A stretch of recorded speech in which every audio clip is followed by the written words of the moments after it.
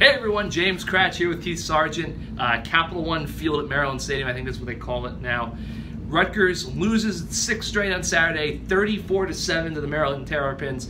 Sarge, there was a moment, like 10-11 minutes, where I thought, okay, like this could be a game. Rutgers' defense is playing well. The offense doesn't do anything, but they flipped the field finally. Yep. And then, boom, Ty Johnson, 65 yards, and it was over. Yeah, the big play, obviously, was the Ty Johnson play, which we were kind of expecting. I mean, he's a game breaker that Rutgers doesn't have.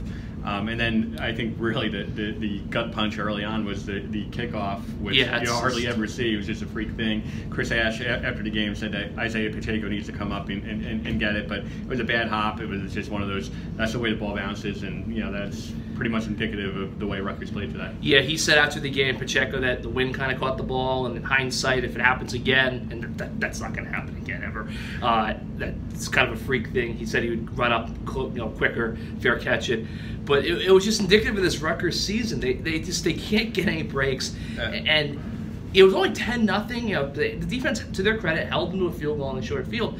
But the offense, I wrote this. I thought the offensive performance today was the worst of the season. I do too. I mean, to have that sort of outing against Ohio State, this was not Ohio State. This Maryland team's not very good. Yep. And I mean, auth-ksargeant-auth, 4 interceptions is an abysmal day for him.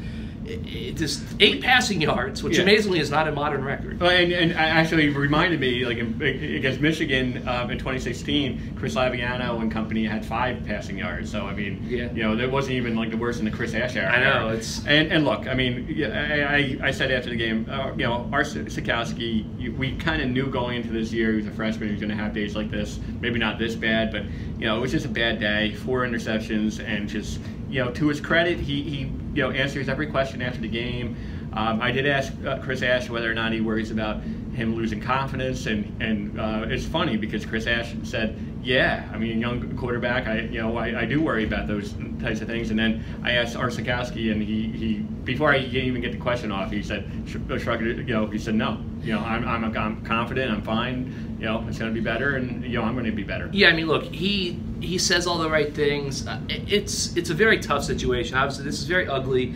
And now Chris Ash, he just said no. I think it was more of a no comment of he just wasn't going to get into it. He's not ready to. Yeah, I mean, But you have to. I mean, if you even in the second half, and I'm not one of those people who has called for a quarterback change, but auth-ksargeant-auth, he's the future of the program. I still believe he's the future of the program. But you can make a case that you're not doing right by the other 105 guys on the team if you continue on a day when he has that abysmal, nothing working, and you continue to throw him out there. You have to consider maybe going back to Gio. Yeah, I think you do. I don't think they will, but I understand why they would consider it. But this is the one thing I will say. This was one of the first blowout losses where Art didn't dig the hole. I mean, Art defense and the special teams play, and I'm not saying Art played well by the interception. The interception, the first one wasn't good. He was off target, and he locked in on the receiver. But I just meant more of he kind of inherited this 10-0 deficit, and we know this team, you're down 10 points, you're not coming back. Yeah. This offense doesn't have it. So I do think it's going to be another week of quarterback questions. I think they'll stick with him, but we'll see. Yep. Northwestern next up, homecoming. Northwestern just beat Nebraska in overtime. They're down 10 points in the 4th quarter. They've got a lot of juice. They played Michigan tough, beat Michigan State. I think this is going to be a really potentially ugly day for Rutgers. Hey, the Rose Bowl reps were here, yeah. So maybe it was Rutgers that he wanted to see. Maybe they haven't seen enough. Maybe they're not eliminated. They need to win their final 5 games and they go 6-6. So. They could lose 1 more, and they still got the APR. Yeah. So I mean, maybe Steve Politi might even join us next week. He might. I mean, look, to think a couple weeks ago we were talking about this might be the wild card game that Rutgers gets into a bowl, and now it's just like. Can't stop anybody, can't score any points, not going to win a lot of games. Those are my words of wisdom here as we sign off from College Park.